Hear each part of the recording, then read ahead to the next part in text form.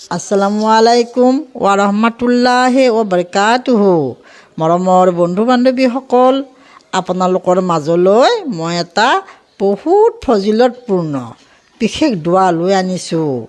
এই দোৱাটিয়ে আমাক শিকায় যে প্ৰত্যেক শক্তি আৰু প্ৰত্যেক ক্ষমতা কেৱল আল্লাহৰ ফালৰ পৰাই আহে।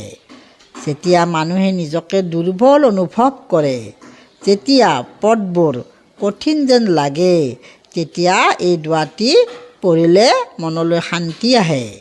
এতিয়া এই দোৱাটি মন দি শুনক আৰু হৃদয়ৰ পৰা পাঠ কৰক। দোৱাটি হ'ল ৱাল্লাহু আলা কুল্লি শাইইন কাদিৰ। ইয়াৰ অৰ্থ হৈছে আল্লাহ সকলো বস্তুৰ ওপৰত পূৰ্ণ ক্ষমতাৱান।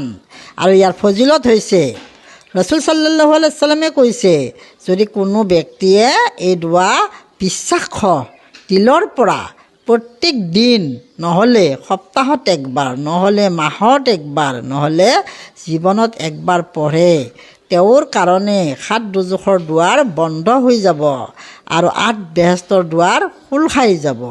সেইকাৰণে আমি এই দোৱাটি প্ৰত্যেক দিন পঢ়িব লাগে।